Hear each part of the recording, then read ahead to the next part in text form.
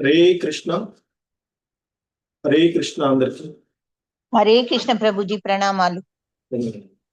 So ఈరోజు Ishopanishad class కి మీ అందరికీ కూడా ఇస్కాన్ శ్రీ శ్రీ రాధా గోవింద ఆలయం మంగళూరు కర్ణాటక తరఫున స్వాగతం, సుస్వాగతం. హరే కృష్ణ.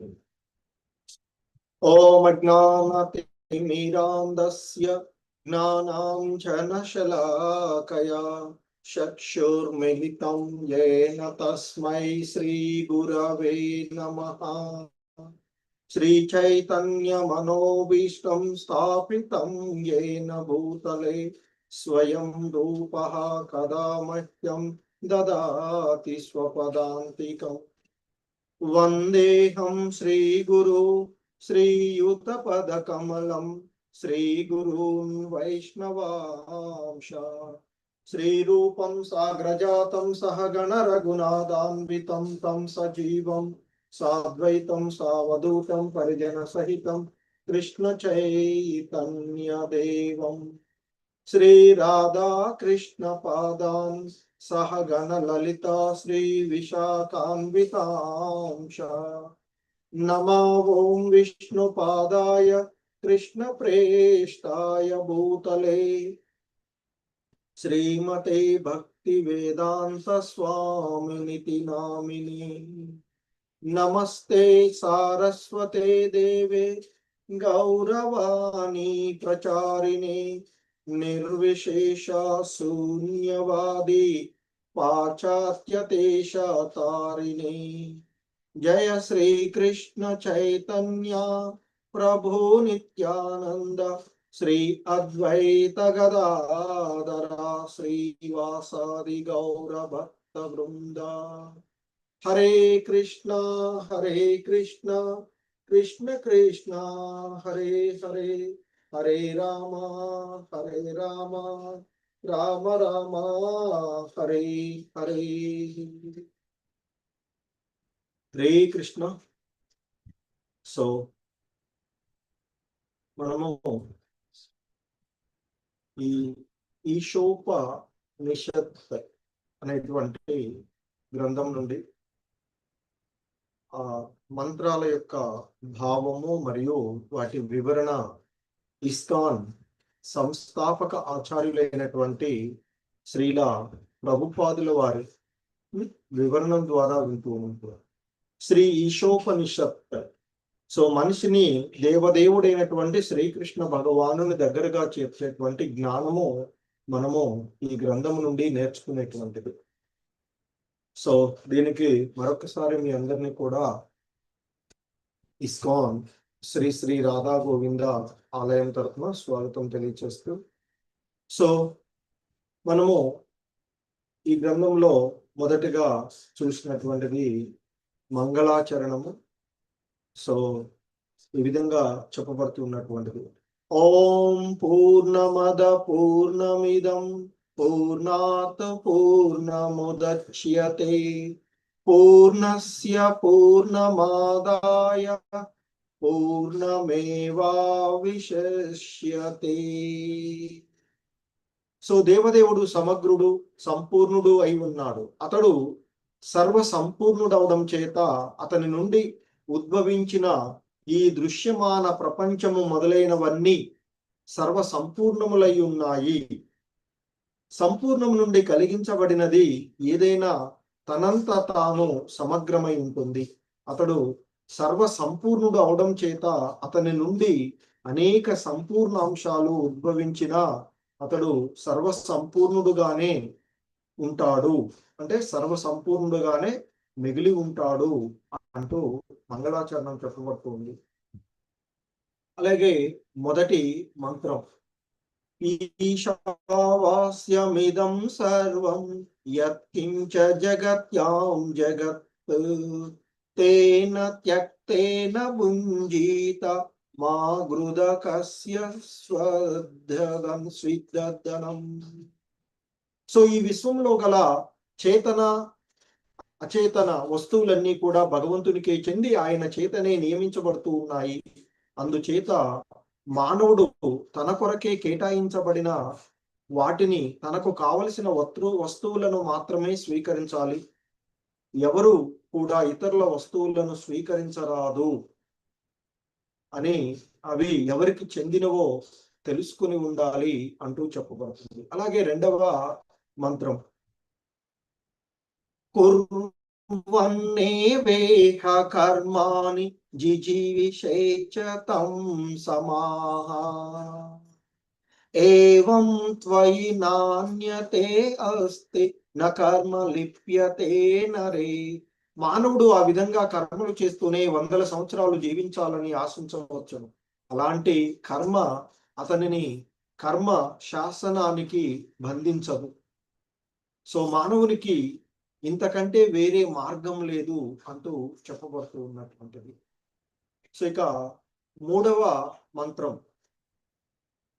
అసూర్యానామతే లోక అందేన తమసావృత్తాః తాంస్తే ప్రేత్యాభిగచ్చంతి ఏకే చాత్మహనో జనాః.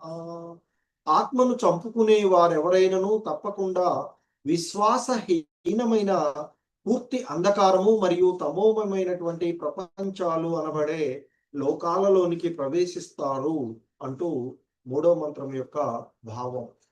అలాగే నాలుగవ మంత్రం ఈ విధంగా చెప్పబడుతుంది,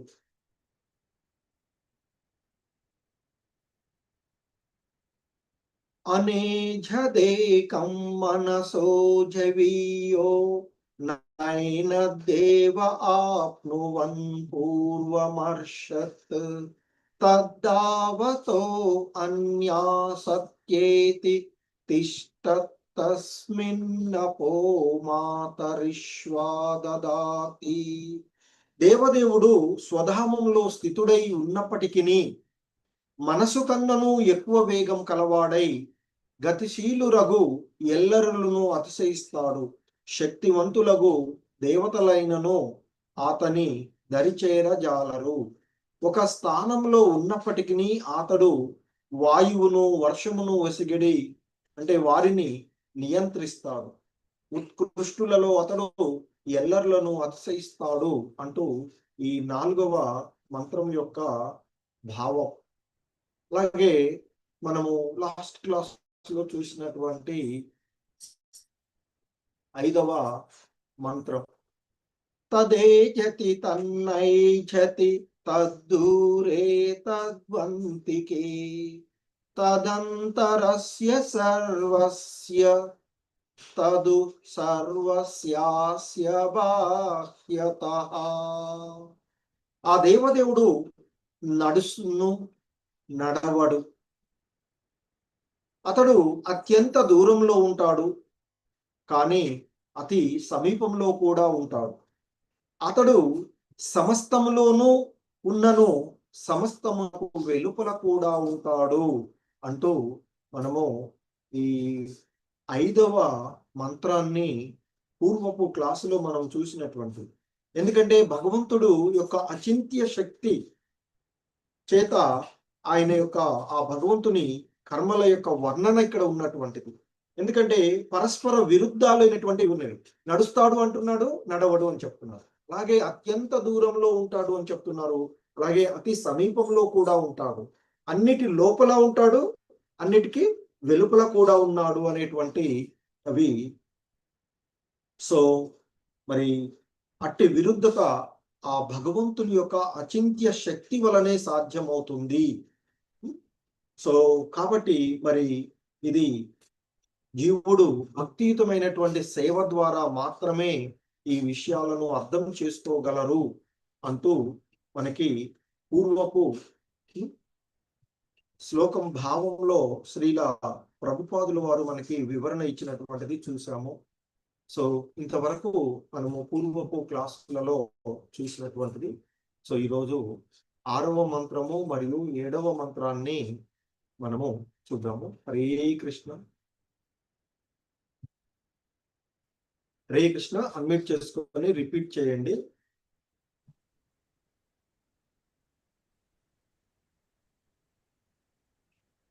హరే కృష్ణ. ఈశోపనిషత్ 6వ మంత్రము. హరే కృష్ణ. Please repeat. యస్తు సర్వాణి భూతాని యస్తు సర్వాణి భూతాని యస్తు సర్వాణి భూతాని యస్తు సర్వాణి భూతాని యస్తు సర్వాణి భూతాని యస్తు సర్వాణి భూతాని ఆత్మన్యేవానుపశ్యతి ఆత్మన్యేవానుపశ్యతి ఆత్మన్యేవానుపశ్యతి ఆత్మన్యేవానుపశ్యతి ఆత్మన్యేవానుపశ్యతి ఆత్మన్యేవానుపశ్యతి సర్వభూతేషు చాత్మానం సర్వభూతేషు చాత్మానం సర్వభూతేషు చాత్మానం సర్వభూతేషు చాత్మానం సర్వభూతేషు చాత్మానం సర్వభూతేషు చాత్మానం తతో న విజుగుప్సతే తతో న విజుగుప్సతే తతో న విజుగుప్సతే తతో న విజుగుప్సతే తతో న విజుగుప్సతే తతో న విజుగుప్సతే. హరే కృష్ణ. యస్తు సర్వాణి భూతాని ఆత్మన్యేవానుపశ్యతి యస్తు సర్వాణి భూతాని ఆత్మన్యేవానుపశ్యతి యస్తు సర్వాణి భూతాని ఆత్మన్యేవానుపశ్యతి యస్తు సర్వాణి భూతాని ఆత్మన్యేవానుపశ్యతి సర్వభూతేషు చాత్మానం తతో న విజుగుప్సతే సర్వభూతేషు చాత్మానం న విజుగుప్సతే.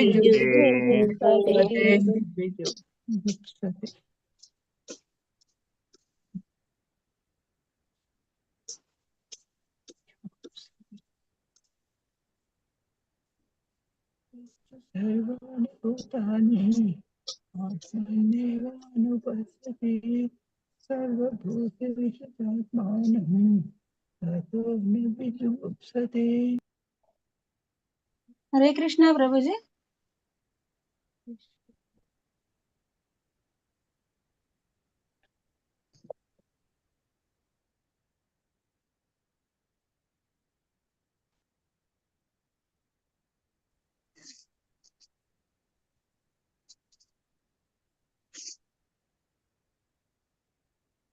హరే కృష్ణ ప్రభుజీ. చెప్పమంటారు ప్రభుజీ? మాతాజీ నెట్వర్క్ పోయింది ప్రభుజీది. ఓకే సరే.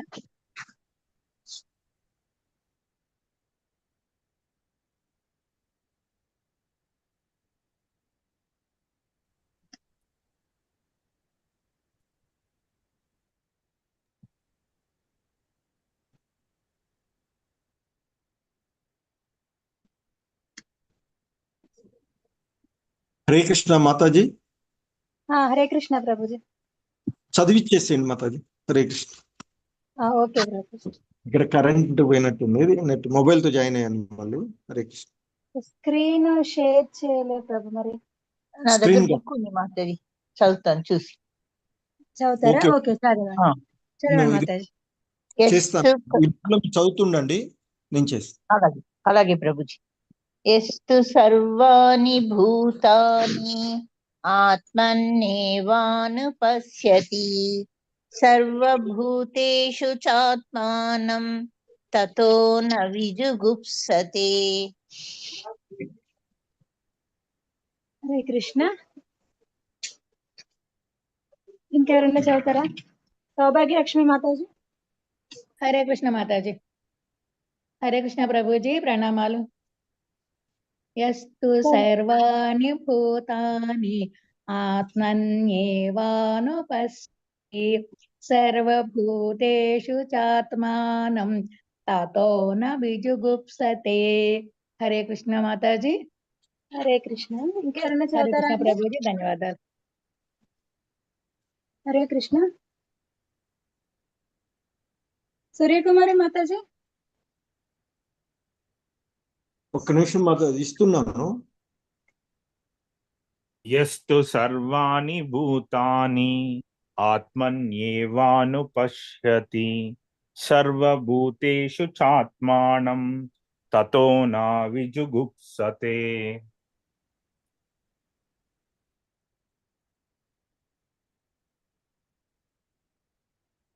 హరే కృష్ణ మాతాజీ. సింగల్ స్క్రీన్ కనిపిస్తుంది ప్రభుజీ, కొంచెం ఎండ్లో వచ్చేయండి. చేస్తాను. Okay okay.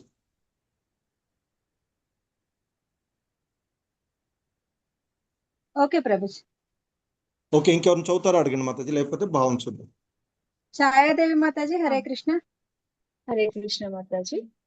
యస్సు సర్వాణి భూతాని ఆత్మన్యేవానుపశ్యతి సర్వభూతేషు చాత్మానం తతో న విజుగుప్సతే. హరే కృష్ణ ప్రభుజీ. లక్ష్మీ వెంకట మాతాజీ. హరే కృష్ణ. హరే లక్ష్మీ వెంకట కృష్ణ. మాతాజీ హరే కృష్ణ బాబూజీ. చదవండి. యస్తు సర్వాణి భూతాని ఆత్మన్యేవానుపశ్యతి సర్వభూతేషు చాత్మానం తతో న విజుగుప్సతే. హరే కృష్ణ. మమతా హరే కృష్ణ మాతాజీ. ప్రభుజీ. హరే కృష్ణ. మాతాజీ. హరే కృష్ణ మాతాజీ.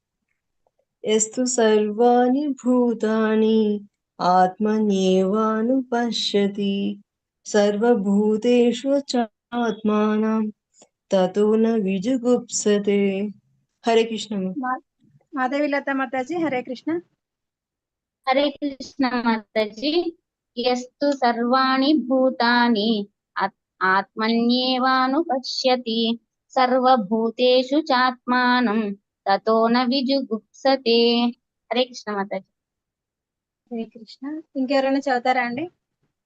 ఓకే మాతాజీ, మీరు చదివితే వదిలి నెక్స్ట్. Okay okay Prabhuji. యస్తు సర్వాణి భూతాని ఆత్మన్యేవానుపశ్యతి సర్వభూతేషు చాత్మానం తతో న విజుగుప్సతే. హరే కృష్ణ ప్రభుజీ.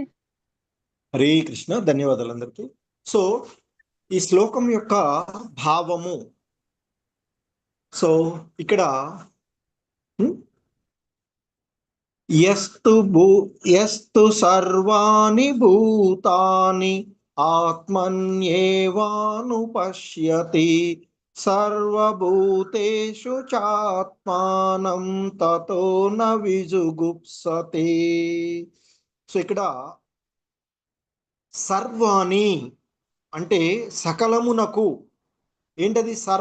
సర్వాణి భూతాని, సర్వజీవులకు అన్నట్లు ఇక్కడ. సో అందుకే ఇక్కడ చెప్తుంది, సమస్తమును భగవానునితో సంబంధము చూసేవాడు, సకల జీవులను ఆ దేవదేవుని అంశలుగా దర్శించేవాడు, ఆ పరమ పురుషుని సమస్తమునందు వీక్షించేవాడు, దేనిని గాని ఎవరిని గాని ద్వేషించడు. సో మనకి భగవద్గీతలో కూడా చెప్పబడినటువంటిది. సో ఎవడైతే ఆ భగవంతుని యొక్క ఆ భగవంతుని సర్వజీవులలోనూ చూసేటువంటిది, సుహృదం సర్వభూతానాం అంటూ చెప్పండి.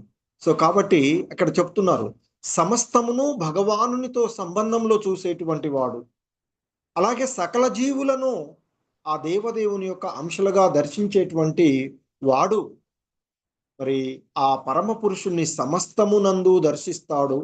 సో కనుక అతడు ఎవరిని ద్వేషించడము కానీ చెయ్యడు, ఎవరిని మరి ద్వేషించడు అంటూ ఈ శ్లోకం యొక్క భావము మనకి ఇక్కడ చెప్పబడుతూ ఉన్నటువంటిది. హరే కృష్ణ. సో అలాగే 7వ మంత్రాన్ని కూడా చూసి శ్రీల ప్రభుపాదుల వారి యొక్క వివరణం చూద్దాము. Hare Krishna. So please repeat. యస్మిన్ సర్వాణి భూతాని సర్వాణి భూతాని యస్మిన్ సర్వాణి భూతాని యస్మిన్ సర్వాణి భూతాని యస్మిన్ సర్వాణి భూతాని యస్మిన్ సర్వాణి భూతాని ఆత్మైవా బోధు విజానతః ఆత్మైవా విజానతః ఆత్మైవా బోధు విజానతః ఆత్మైవా విజానతః ఆత్మైవా బోధు విజానతః ఆత్మైవా విజానతః తత్ర కో మోహక శోక తత్ర కో మోహక శోక తత్ర కో మోహక శోక తత్ర కో మోహక శోక కో మోహక శోక తత్ర కో మోహక శోక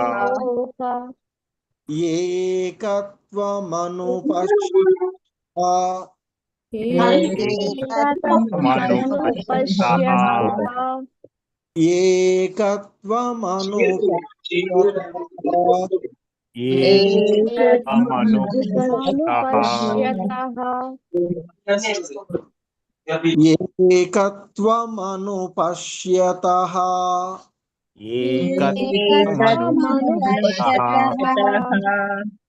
హరే కృష్ణ. యస్మిన్ సర్వాణి భూతాని ఆత్మైవా బోధు విజానతః యస్మిన్ సర్వాణి భూతాని ఆత్మైవా సర్వాణి భూతాని ఆత్మైవా బోధు విజానతః యస్మిన్ సర్వాణి భూతాని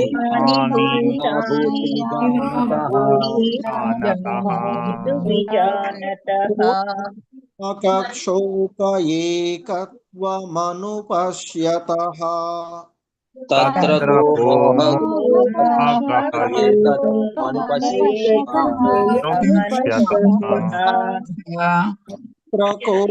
మోహక శోక ఏకత్వమనుపశ్యతః తత్ర కో మోహక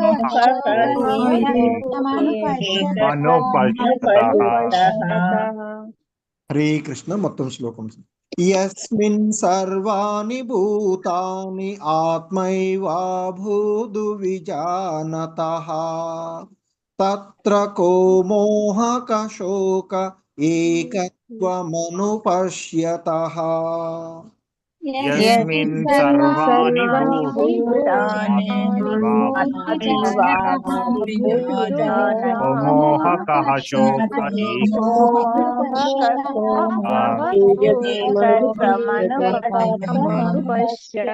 అనుపశ్యతః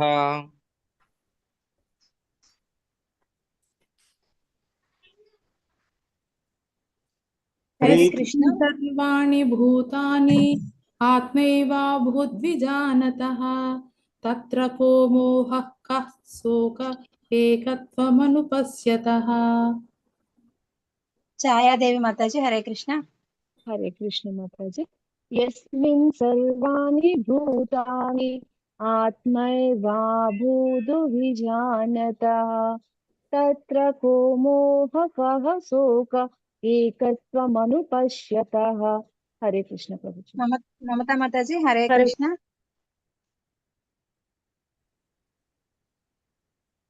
यस्मिन् सर्वाणि भूतानि आत्मैवाभूत् विजानतः तत्र को मोहः कः शोक एकत्वमनुपश्यतः। हरे कृष्ण माताजी। శశికళ మాతాజీ హరే కృష్ణ. హరే కృష్ణ మాతాజీ. యస్మిన్ సర్వాణి భూతాని ఆత్మైవాభూతు విజానతః తత్రో కో మోహః శోక ఏకత్వమనుపశ్యతః. హరే కృష్ణ మాతాజీ. లక్ష్మీ వెంకట్ మాతాజీ హరే కృష్ణ. हरे कृष्ण प्रभु जी। यस्मिन् सर्वाणि भूतानि आत्मैवाभूत विजानतः तत्र को मोहः कः शोक एकत्वमनुपश्यतः। हरे कृष्ण प्रभु जी। సౌభాగ్యలక్ష్మి మాతాజీ హరే కృష్ణ. హరే కృష్ణ మాతాజీ. యస్మిన్ సర్వాణి భూతాని ఆత్మైవాభూత్ విజానతః తత్ర కో మోహః కః శోక ఏకత్వమనుపశ్యతః. హరే కృష్ణ మాతాజీ. మాధవి లత మాతాజీ హరే కృష్ణ. హరే కృష్ణ మాతాజీ. యస్మిన్ సర్వాణి భూతాని ఆత్మైవాభూద్విజానతః తత్ర కో మోహః శోక ఏకత్వమనుపశ్యతః. హరే కృష్ణ మాతాజీ. హరే కృష్ణ. యస్మిన్ సర్వాణి భూతాని ఆత్మైవాభూద్విజానతః తత్ర కో మోహః కః శోక ఏకత్వమనుపశ్యతః. హరే కృష్ణ ప్రభుజీ. హరే కృష్ణ. ఈ శ్లోకం యొక్క భావాన్ని చూసినట్లయితే యస్మిన్ సర్వాణి అంటే సకలమైనటువంటి పరిస్థితులలోనూ అనే అర్థం వస్తుంది. భూతాని అంటే ఎలాగూ జీవులు, ఆత్మాని అంటే ఆధ్యాత్మిక స్ఫులింగము లేదా చిత్కణంగా చెప్పబడుతూ ఉన్నటువంటిది. సో ఇక్కడ ఈ శ్లోకం యొక్క భావము సకల జీవులను భగవంతునితో ఏకత్వ గుణము కలిగిన ఆధ్యాత్మిక స్ఫులింగములుగా సదా వీక్షించువాడు నిజమైన జ్ఞాత అవుతాడు.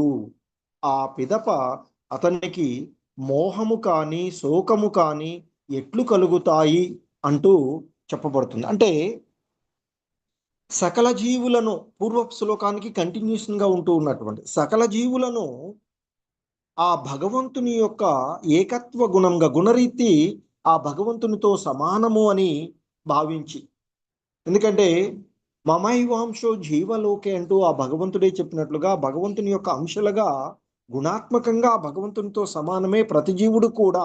అలా తెలుసుకున్నటువంటి వాళ్ళు సకల జీవులను భగవంతునితో ఏకత్వ గుణమును కలిగినటువంటి ఆధ్యాత్మికమైనటువంటి మరి స్ఫులింగములుగా సదా వీక్షించేవాడే నిజమైనటువంటి జ్ఞాత అవుతాడు అని చెప్తున్నారు ఇక్కడ. మరి ఇక అటువంటి వానికి అలాంటి పరిపూర్ణమైనటువంటి జ్ఞానాన్ని కలిగినటువంటి వాడికి మోహము కానీ శోకము కానీ ఎలా కలుగుతాయి అనేది ఇక్కడ. అంటే ఆ భగవతత్వాన్ని ఆ పరతత్వాన్ని అనుభూతి చెందినటువంటి వాడికి ఈ భౌతికమైనటువంటి జగత్తుకు సంబంధించిన ఏ విషయం కూడా అతనికి ఏ విధంగానూ ఆటంకం కలిగించదు అనేటువంటిది ఈ శ్లోకాలలో మనకి చెప్పబడుతూ ఉన్నటువంటి అంశము. హరే కృష్ణ. సో ఇక వీటి వివరణం మనం ఒకసారి చూసినట్లయితే, హరే కృష్ణ. వాయిస్ ఓకే కదా మాతాజీ? క్లియర్ గానే ఉంది కదా? క్లియర్ గానే ఉంది. ఓకే మాతాజీ. హరే కృష్ణ.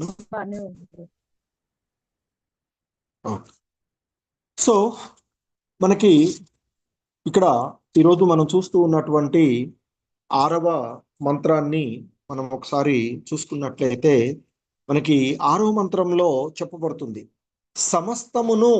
ఎందుకంటే యస్తు సర్వాణి భూతాని ఆత్మన్యేవానుపశ్యతి సర్వభూతేషు చాత్మానం తతో న విజుగుప్సతే. సో కాబట్టి న విజుగుప్సతే ఎవడిని ద్వేషించడు. ఎవరు? సమస్తమును భగవంతునితో సంబంధాన్ని చూసేవాడు, సకల జీవులను ఆ దేవదేవుని యొక్క అంశలుగా ఎవడైతే తెలుసుకుంటాడో, ఎవడైతే చూడగలుగుతాడో, సమదర్శన సమత్వ భావంతో చూడగలుగుతాడో, మరి ఇక అలాగే ఆ పరమ పురుషుణ్ణి, ఎందుకంటే విద్యా వినయ సంపన్నే బ్రాహ్మణే గవిహస్తిని అంటూ మనకు భగవద్గీతలో చెప్పబడినటువంటి ఆ శ్లోకంలో కదా. సో మరి ఆత్మదర్శి అయినటువంటి వాడు, విద్యా వినయాలు కలిగినటువంటి బ్రాహ్మణుడిని కానీ, అలాగే ఆ కుక్క మాంసం తినేటువంటి చండాలుడినైనా, అలాగే గోవునైనా ఏనుగునైనా కుక్కనైనా సమభావంతోనే చూస్తాడు, అందరిలోనూ కూడా ఆ పరమాత్మను దర్శించుకోగలుగుతాడు అని చెప్తుంటుంటారు కదా. మరి సో అదే ఇక్కడ మనకి ఈ ఈశోపనిషత్తులో చెప్పబడుతూ ఉన్నటువంటి సమస్తము భగవానునితో సంబంధంలో చూసేటువంటి వాడు సకల జీవులను ఆ దేవదేవుని యొక్క అంశలుగా ఎవడైతే చూడగలుగుతాడో, మరి అటువంటి వాడే సమస్తంలోనూ ఆ పరమపురుషుణ్ణి దర్శించగలుగుతాడు. కనుక అతడు దేనిని కూడా ద్వేషించడు, ఎవడిని ద్వేషించడు అనేది ఈ శ్లోకం యొక్క భావము మనకి చెప్పబడినటువంటిది. సో అంటే ఇక్కడ ఏంటి ముఖ్యంగా, ఈ మొత్తము సమస్తము కూడా భగవానుని సంబంధంతో ఉన్నటువంటిది అని చెప్తున్నారు. అలా ఈ సమస్తము భగవత్ సంబంధమే, భగవంతుని కేంద్రంగానే మొత్తము ఉన్నదని ఎవడైతే తెలుసుకోగలుగుతాడో అటువంటి వాడే మహాభాగవతుడు అని చెప్పబడతాడు. సో అటువంటి వాళ్ళ యొక్క వర్ణన ఈ శ్లోకంలో ఉంటుంది అని చెప్తున్నారు మనకి శ్రీల ప్రభుపాదుల వారు. సో కనుక మనము ఇక్కడ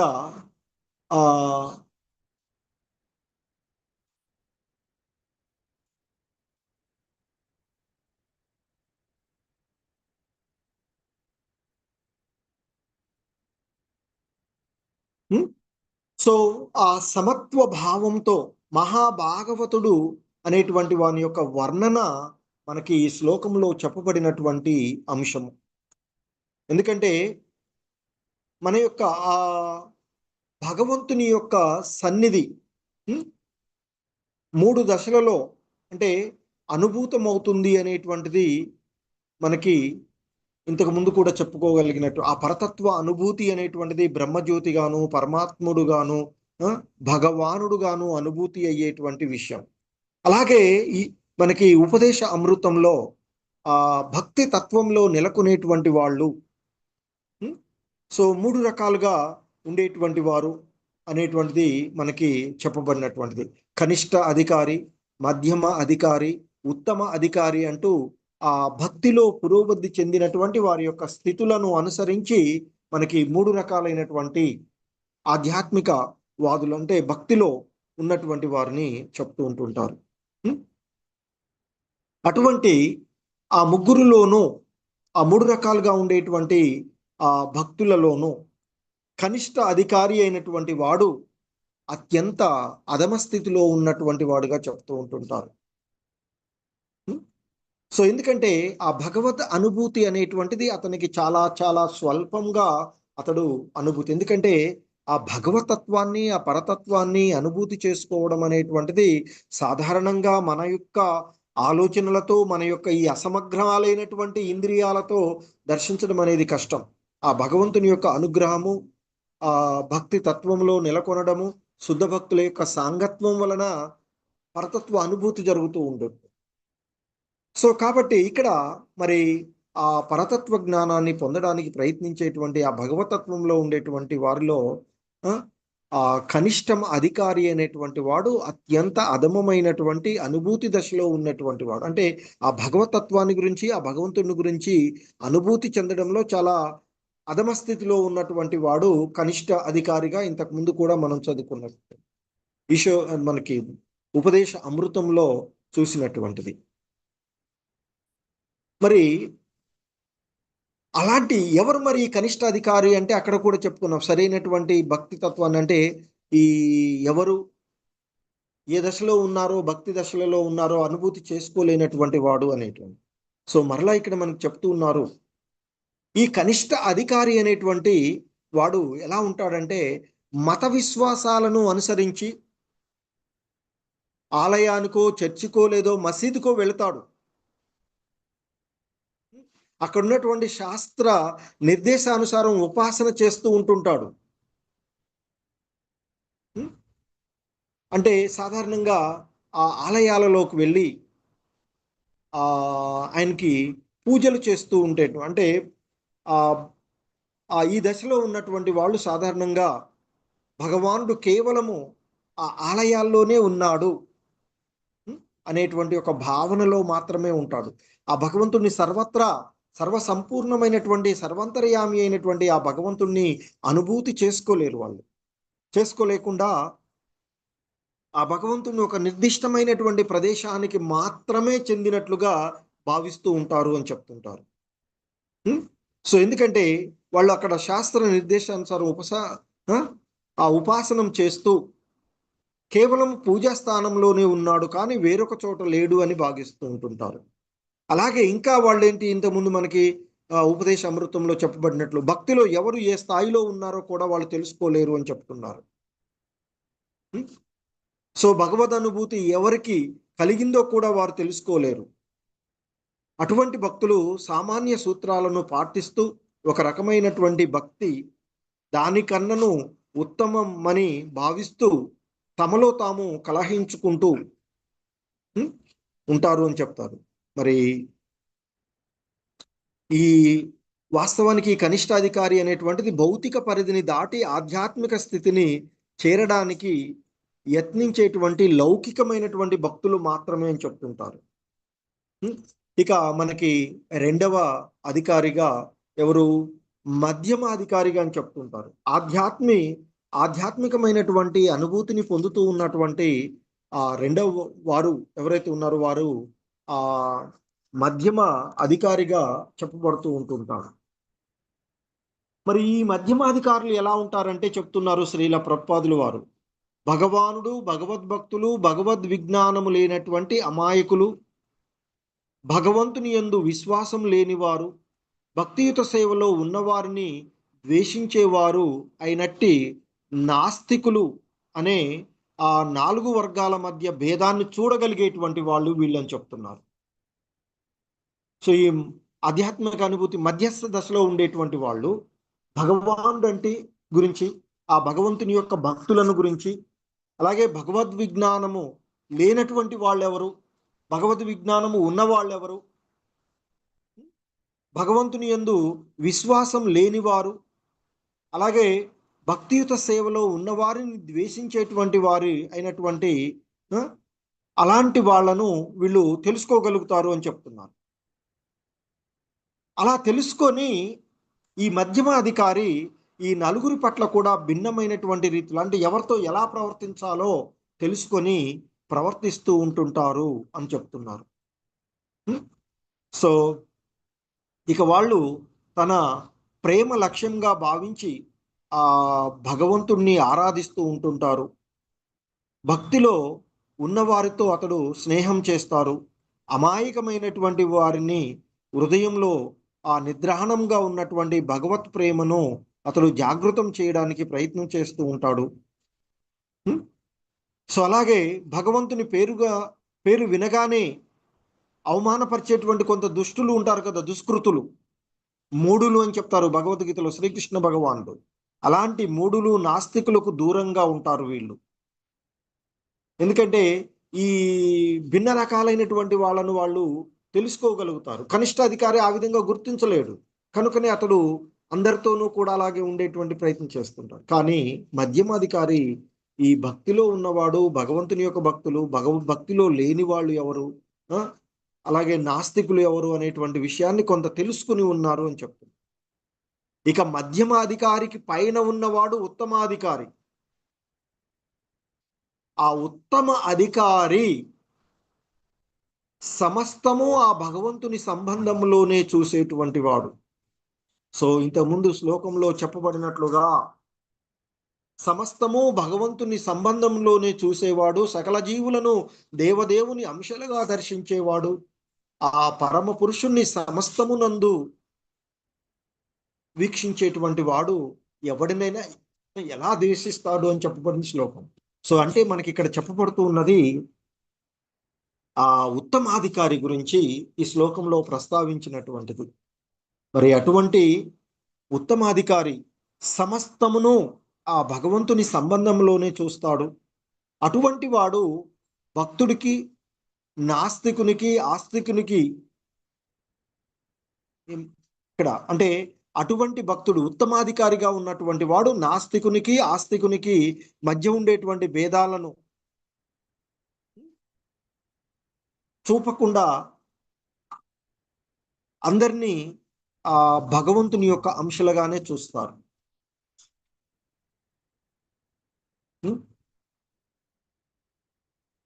ఎందుకంటే మనకి ఆ భగవద్గీతలో చెప్పబడినటువంటి ఆ శ్లోకం ప్రకారంగా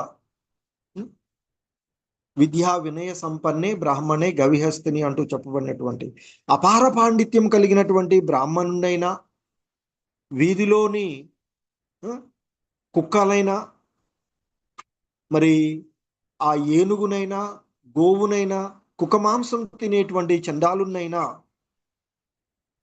వాళ్ళందరినీ సమత్వ భావంతోనే చూస్తారు అని చెప్తారు. ఎందుకంటే వాళ్ళందరూ కూడా ఆ గత జన్మలలో వారి యొక్క భిన్నమైనటువంటి కర్మల కారణంగా ఈ రకాలైనటువంటి దేహాలలో బంధితులై ఉన్నటువంటి ఆ భగవంతుని యొక్క అంశలుగా, అంటే ప్రతి జీవుల్లో ప్రతి దేహ తొడుగులు ఏదైతే ఉన్నాయో, కుక్క అయినా, ఏనుగైనా, లేదా మంచి జ్ఞానవంతుడైనటువంటి బ్రాహ్మణుడైనా, ఆ కుక్క మాంసం తినేటువంటి చండాలుడినైనా సమభావనతోనే చూడగలుగుతారు.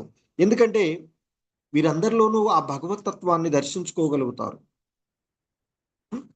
సో కాబట్టి మరి వాళ్ళు ఆ ఆధ్యాత్మికంగా అంటే ఉత్తమాధికారి అనేటువంటి వాడు ఆ విధంగా అతడు అందరి ఎడ సమత్వ భావంతో ఉన్నాడు అని చెప్తారు. ఎందుకంటే భగవాన్ చేత వలసకబడినటువంటి అల్పమగు స్వాతంత్రమును బ్రాహ్మణునికి ఉన్నటువంటి భగవదంశ ఆ దుర్వినియోగపరచ లేదనియు, అలాగే కుక్కకు ఉన్నటువంటి భగవదంశ తన స్వతంత్రమును దుర్వినియోగపరచదని మరి అందుకే ఎందుకంటే వాళ్ళు ఆ విధమైనటువంటి చేసిన కర్మల పరంగా వాళ్ళు ఆ విధమైనటువంటివి అనుభవిస్తూ ఉన్నారు అనేటువంటి భావనతోనే ఉన్నటువంటిది. సో కాబట్టి ముఖ్యంగా మనకి ఏకత్వ భావన లేదా సహచర్య భావనతో మరి విర్రవీగుచున్నను ఆ దేహ భావనలోనే వర్తిస్తూ ఉత్తమాధికారిని అనుసరించేవారు నిజానికి మిథ్యా లోపకారులు మాత్రమే, మిథ్యాచారులు అని చెప్తూ ఉంటుంటారు.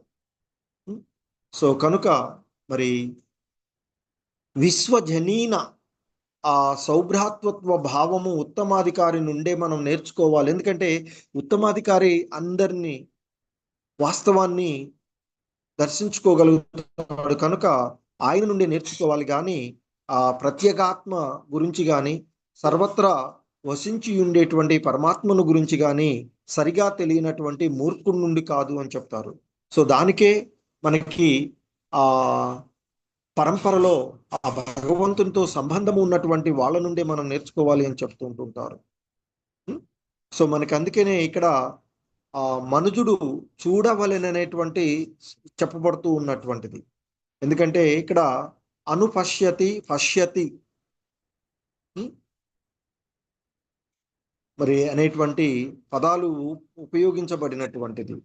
ఎందుకంటే మన యొక్క చర్మ చక్షువులతో వాస్తవాన్ని దర్శించలేం. ఆధ్యాత్మికమైనటువంటి జ్ఞానాన్ని పొందినటువంటి వారు మాత్రమే సో ఆ విషయాలను మనం తెలుసుకోగలుగుతాం. అందుకే భగవద్గీత, భాగవతం అనేటువంటి గ్రంథాలు ఏవైతే ఉన్నాయో ప్రామాణికులు ఇచ్చినటువంటి పరంపరలో ఉన్నటువంటి వ్యాసదేవుల వారి శ్రీల వ్యాసదేవుల వారి యొక్క పరంపరలో ఉన్నటువంటి వారి నుండే మనం భగవద్గీత భాగవతాలను నేర్చుకోవడానికి ప్రయత్నం చేయాలి. అంతేగాని ఆ లోపకారులుగా చెప్పబడేటువంటి ఆ మిథ్యా లోపకారులుగా ఉండేటువంటి వాళ్ళ నుండి మనము ఈ విషయాలు, ఎందుకంటే వక్ర భాషలు చెప్పేవాళ్ళు ఎంతో మంది ఉన్నారు. భగవద్గీతకి భాగవతానికి వక్ర భాష్యాలను చెప్పేటువంటి వారు. సో కనుకనే ప్రామాణికమైనటువంటి గ్రంథాలను, ఆధ్యాత్మిక అనుభూతి, సో ముఖ్యంగా శ్రీల ప్రభుపాదులు వారి యొక్క గ్రంథాలను చదివితే వాస్తవికమైన మనకి మన యొక్క ఆ వేదాలు మనకు సంబంధించినటువంటి అంశాలన్నీ కూడా సరైనటువంటివి. అందుకనే మనకి భగవద్గీతను అనుసరించి అదివరకే ముక్త స్థితిలో ఉన్నటువంటి వ్యక్తియే ఉత్తమాధికారి యొక్క భక్తుడుగా ఉంటాడు. కనుకనే ప్రతి జీవుని తన సొంత సోదరునిగానే చూడగలుగుతారు. సుహృదం సర్వభూతానం అని భగవంతుడే చెప్తున్నారు. సో అలా చూడగలిగేటువంటి వాడు ఉత్తమాధికారి. అలాగే 7వ మంత్రంలో మనకి చెప్పబడుతున్నది, యస్మిన్ సర్వాణి భూతాని ఆత్మైవా భూతు విజానతః తత్ర కో మోహక శోక ఏకత్వమనుపశ్యతి. సకల జీవులను భగవంతునితో ఏకత్వము కలిగిన ఆధ్యాత్మిక ఆ స్ఫులింగమును వీక్షించేవాడు నిజమైనటువంటి జ్ఞాత, అతడే నిజమైనటువంటి జ్ఞాని అని చెప్తున్నారు. మరి అతనికి ఇక అలా పరిపూర్ణతమైనటువంటి జ్ఞానాన్ని పొందినటువంటి వాడు మరలా మోహానికి గురి కావడము. ఎందుకంటే చెప్తారు, ఈ ఆత్మానుభూతి పొంది నిజమైనటువంటి జ్ఞానాన్ని పొందినటువంటి వాడు, భక్తిలో స్థిరమైనటువంటి వాడు మళ్ళీ మోహానికి గురి కావడం అనేటువంటిది జరగదు అని చెప్తారు భగవద్గీతలో. సో అందుకే ఇక్కడ అదే చెప్తున్నారు. అలా నిజమైనటువంటి జ్ఞానాన్ని, ఆధ్యాత్మిక అనుభూతిని పొందినటువంటి వాడు మోహానికి గాని శోకానికి గాని ఎలా గురి అవుతాడు అంటే, బయటికి ఈ భౌతిక ప్రపంచంలో భక్తులు కష్టాలు పడుతున్నట్లుగా కనిపిస్తూ ఉంటుంది. కానీ ఈ భౌతికమైన సంపదలు కూర్చోబెట్టుకొని మేడలు మిద్దెల్లో కూర్చున్నటువంటి వాడు అది సుఖం కాదు. నిజమైన సుఖము అంటే భగవత్ సంబంధంలో భగవంతునితో మనకి ఇక్కడ ఈ సుఖ దుఃఖాలు అనేటువంటివి లేదా మంచి చెడులు అనేటువంటి భావనలో ఏది భగవత్ సంబంధంలో మనం మంచి ఉంటే అదే మనకి సుఖము, అదే మంచి.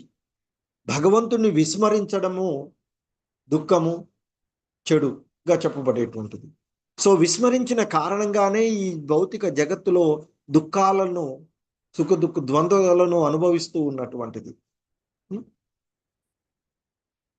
సో మనకి మరి ఆ మధ్యమాధికారి, ఉత్తమాధికారి మినహా వేరెవరును జీవుని యొక్క ఆధ్యాత్మిక యొక్క స్థితిని సరిగా చూడలేదు. మధ్యమాధికారి చూస్తాడు, చూసి వాళ్ళని అలా భిన్నంగా ఉంచుతూ ఉంటాడు. కానీ ఉత్తమాధికారి అవన్నీ తెలుసుకుంటాడు. కానీ అన్నింట్లోనూ ఆ భగవతత్వము, ఆ భగవంతుడు సర్వము వ్యాపించి ఉన్నాడు అనేటువంటి భావనతో ఆయన ఉంటాడు. సో ఎలాగైతే అగ్ని కణములు గుణరీత్యా అగ్నితో సమానమైనట్లుగానే జీవులు కూడా గుణరీత్యా భగవానునితో సమానులు. అంతే కదా, గుణరీత్యా ప్రతి జీవుడు కూడా దివ్యమైన వాడు, శాశ్వతమైన వాడే, సనాతనుడు కదా. మరి కనుక గుణరీత్యా భగవంతునితో సమానులే. కానీ అగ్ని కణంలోని వేడి వెలుతురు, అగ్ని యొక్క వేడి వెలుతురుగా ఆ పరిణామముకు సమానం కాజాలవు కదా. అవి పరిమాణ రీత్యా అగ్ని కాజాలవు కదా. అగ్ని ఉంటే అగ్ని నుండి వేడి వెలుతురు వస్తూ ఉంటుంది. కానీ ఆ వేడి వెలుతురు అగ్ని కాదు కదా. సో మరి అగ్ని వలనే వేడి వెలుతురు వస్తున్నాయి. అంటే గుణరీత్యా వేడి వెలుతురు అనేది అగ్ని. కానీ పరిణామరీత్యా అవి రెండు అగ్ని కాజాలవు కదా. అలాగే మరి మహాభాగవతుడు ఏకత్వమునే చూసినప్పటికీ కూడా అతడు సమస్తమును భగవత్ శక్తిగా చూస్తాడు. ఎలాగైతే శక్తికి శక్తిమంతునికి భేదం లేనట్లుగానే ఇక్కడ ఏకత్వము ఉన్నది అని చెప్తున్నారు. ఎందుకంటే విశ్లేషణ దృష్ట్యా మనం చూసినప్పుడు వేడి వెలుతురు అగ్నికి భిన్నమైనను వేడి వెలుతురు లేనిదే అగ్ని అనే పదమునకు అర్థమే ఉండదు కదా. కనుక మరి ఆ సమన్వయ భావనంలో వేడి వెలుతురు అగ్నికి సమానమే. అందుకే గుణరీత్యా ప్రతి జీవుడు కూడా భగవంతుని యొక్క అంశాలుగా భగవంతునికి సమానమే అని చెప్తారు. అందుకే శాస్త్ర దృష్ట్యా సకల జీవులు ఎందలి ఏకత్వ భావమును మనుజుడు తప్పక దర్శించుకోవాలి అని చెప్తున్నటువంటిది. అందుకే ఇక్కడ ఈ మంత్రంలో మనకి చివరిగా చెప్పండి ఏమని, ఏకత్వమనుపశ్యత అనే పదం. ఏకత్వం అంటే ఏకత్వ గుణము, అనుపశ్యత ప్రామాణికుని ద్వారా చూడడానికి లేదా ఆ విధంగా నిరంతరము వీక్షించువానికి అని చెప్తారు. అది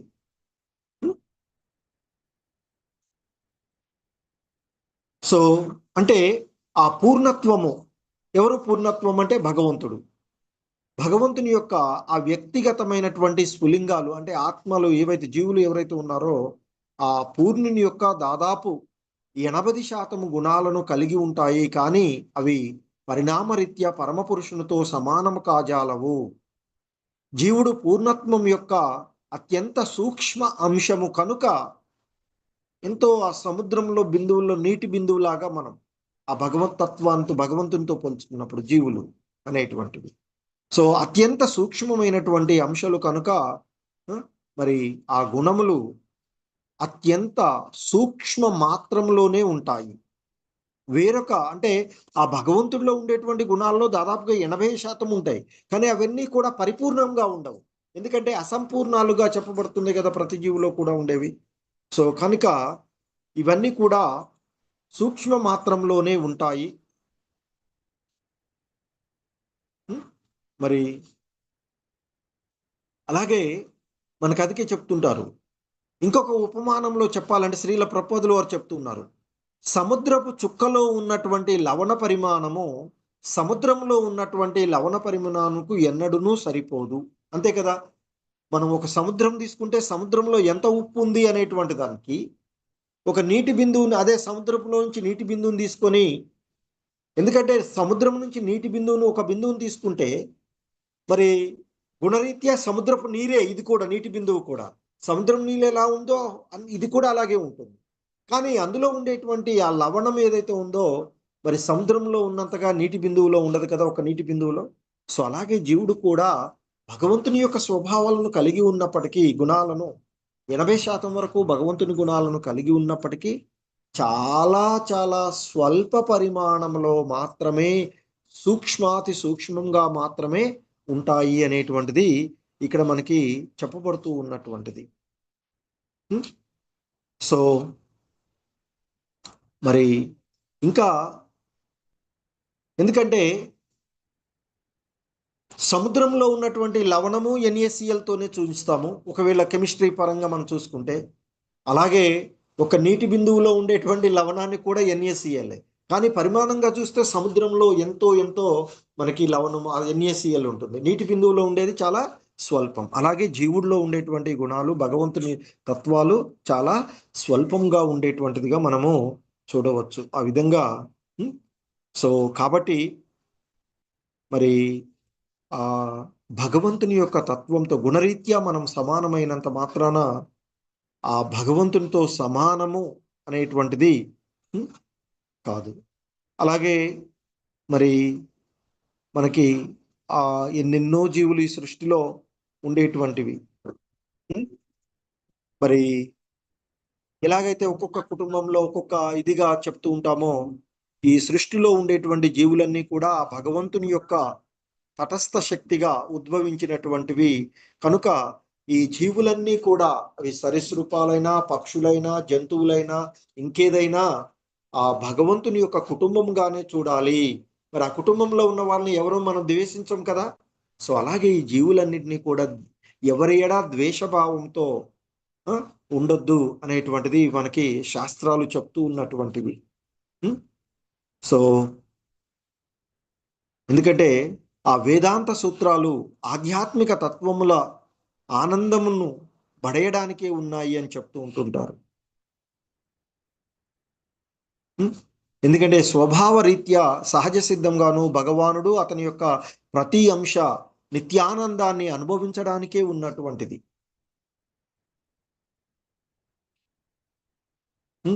కానీ మనం ఏంది, ఈ భౌతికమైనటువంటి గుడారము అనేటువంటి ఒక చిన్న గుడారంలో చిక్కుకొని పోయినాం. చిక్కుకొని పోయి మరి మనం ఏంది, మన వాస్తవికమైనటువంటి ఆ భగవంతునితో మన సంబంధాన్ని తెంచి మరి విస్మృతి కారణంగా కనెక్షన్ తెగిపోతుంది మనకి కదా. సో మరి ఆ కనెక్షన్ను కలుపుకొని భగవంతుణ్ణి కేంద్ర బిందువు భగవానుడే సో అని తెలుసుకోగలిగినప్పుడు ప్రతి జీవుడు కూడా సో ఆధ్యాత్మికమైనటువంటి అభిరుచి యొక్క అత్యున్నత స్థానాన్ని, ఏదైతే ఆధ్యాత్మిక స్థానమే ఆనందమే, నిరంతర ఆనందమే కోరుకునేటువంటిది కనుక ఆ ఆనందం అనేది ఆధ్యాత్మికమైనటువంటి విషయాల్లో వస్తుంది తప్ప లౌకికమైనటువంటి విషయాల వలన రాదు అని చెప్తుంటారు. ఎందుకంటే భగవద్రహితమైన అంటే భగవంతుడు కేంద్రకంగా లేనటువంటి ఏదైనా మోహము నుండే ఉద్భవించింది అని చెప్తూ ఉంటుంటారు. మరి అటువంటి భగవత్ సంబంధంలో లేనటువంటి ఏ నాగరికత అయినా ఏదైనా శోకమే అని చెప్తారు. ఎందుకంటే దుఃఖాలతో కూడుకున్నటువంటిది భగవత్ సంబంధం లేనటువంటిది. సో కనుకనే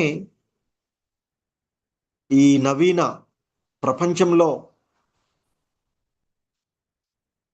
నాస్తిక నాగరికతలుగా చెప్పుకుంటూ మేమేదో ఉద్ధరిస్తున్నాము, మేమచ్చేస్తున్నాము అనేటువంటి భావనలలో నిజమైన శాంతి కావాలి, సౌఖ్యం, ఆనందంగా ఉండాలి అని అనుకుంటున్నాం. కానీ నిజమైనటువంటి ఆనందము శాంతి ఎక్కడి నుంచి వస్తుందో అది మర్చిపోతున్నారు. సో కనుకనే మరి ఈ నవీన భౌతిక ప్రపంచంలో నవీన నాగరికత అనేటివి ఎప్పుడైనా ఎక్కడైనా చూస్తూ ఉంటాం. మనం ఎప్పుడు కూడా ఎక్స్పెక్ట్ చేయలేని పరిస్థితులలోనే అన్నీ పోతూ ఉన్నాయి. కానీ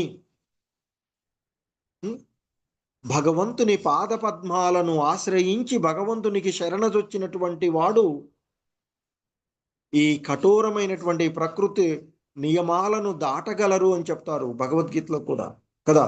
ఎవడైతే నా యొక్క భక్తియుత సేవలో నిమగ్నమవుతాడో అటువంటి వాడు, ఎందుకంటే నా మాయామోహాన్ని దాటడం అనేది సాధారణ జనులకు సాధ్యం కాదు అని చెప్తారు భగవద్గీతలో. కానీ ఎవడైతే నన్ను ఆశ్రయిస్తాడో వాడు ఈ భవబంధనాలన్నిటినీ వెంటనే దాటగలుగుతారు అని చెప్తున్నారు.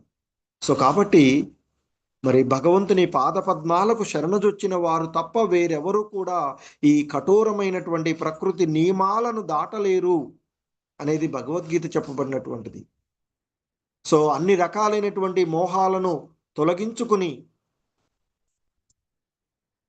మరి భిన్నమైనటువంటి అభిరుచులతో ఉన్నటువంటి ఏకత్వాన్ని సాధించగోరినటువంటి వాడు భగవంతుని దరి చేరవలసి ఉంటుంది. ఆ భగవంతునికి శరణజొచ్చవాలి అని చెప్తూ ఉంటుంటారు. మన కార్యాల యొక్క ఫలాలు అన్య ప్రయోజనం కొరకు కాకుండా భగవత్ ప్రయోజనం కొరకే ఉండాలి అని చెప్పబడుతూ ఉంటుంది.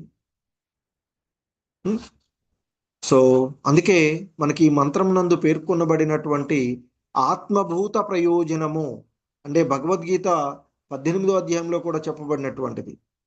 ఎందుకంటే బ్రహ్మభూత ప్రయోజనము 2:1 అని చెప్తున్నారు. ఎందుకంటే ఆ బ్రహ్మము ఆత్మ ఇవే కదా. సో కనుక పరమాత్ముడు స్వయంగా భగవానుడే, ఇక సూక్ష్మమైనటువంటి ఆత్మ మాత్రము జీవుడు. పరమాత్ముడు సకల జీవుల అనురాగము వలన ఆనందమును పొందగోరుతాడు. కనుకనే తానొక్కడే వారందరినీ పోషిస్తాడు. ఎలాగైతే ఆనందమును బడయడానికే తండ్రి తన సంతానంతో కూడి ఉన్న వారందరినీ కూడా పోషిస్తూ ఉంటాడు. సో మరి ప్రాపితామహులుగా ఉన్నటువంటి భగవంతుడు, ఎందుకంటే అహం బీజ ప్రదాత అని చెప్పబడింది భగవద్గీతలో. సో కనుక మరి ఆయన సాధారణంగా ఈ ఆనందమును బడేయడానికే తండ్రి తన సంతానంతో కూడి ఉండేటువంటి వారిని పోషిస్తాడు కదా. సంతానం తన తండ్రి యొక్క ఇచ్ఛానుసారము వర్తిస్తే ఒకే ప్రయోజనంతో ఆనందమయమైనటువంటి వాతావరణంతో కుటుంబం ఉంటుంది. కానీ ఎప్పుడైతే భిన్న భావాలు వస్తాయో కుటుంబాలు కలహాలు వస్తుంటాయి, కష్టాలు వస్తూ ఉంటుంటాయి కదా. సో మరి ఆ పరబ్రహ్మం కూడా జీవుల వలనే సాకారుడు అని, భగవానుడు కానీ జీవులు కానీ నిరాకారులు కాదు అనేటువంటిది మనకి చెప్పబడుతూ ఉన్నటువంటిది. సో ఆ విధంగా ఆ భగవంతుని యొక్క పాదపద్మాలను ఆశ్రయించినటువంటి వాడు దివ్యమైనటువంటి ఆనందాన్ని అనుభవిస్తూ జ్ఞానంతో నిత్య జీవనంతో ఉంటాడు అని, ఆధ్యాత్మిక అస్తిత్వాన్ని పొంది ఉండడమే జీవుడి యొక్క నిజమైనటువంటి స్థితి అని చెప్పబడుతుంది. మరి ఆ స్థితి కొరకు క్రమక్రమంగా మనలో ఉన్నటువంటి అజ్ఞానాన్ని, ఆ తెగిపోయినటువంటి కనెక్షన్ని వృద్ధి చెందించుకోవడానికి మనం చేయవలసినటువంటిది ఈ కలియుగంలో కల్మషాల నుండి బయటపడేటువంటి ఏకైక మార్గము ఆ భగవన్నామ స్మరణము. అదే హరే కృష్ణ కృష్ణ కృష్ణ హరే హరే, హరే రామ రామ రామ హరే హరే అంటూ భగవన్నామ స్మరణం చేయడం. సో అదే ఈ శోకాలు మోహాలు అన్నిటి నుండి బయటపడేసేటువంటి ఏకైక మార్గంగా మనము చూడవచ్చు. హరే కృష్ణ. జగద్గురు శ్రీల ప్రభుపాద్ కీ జై.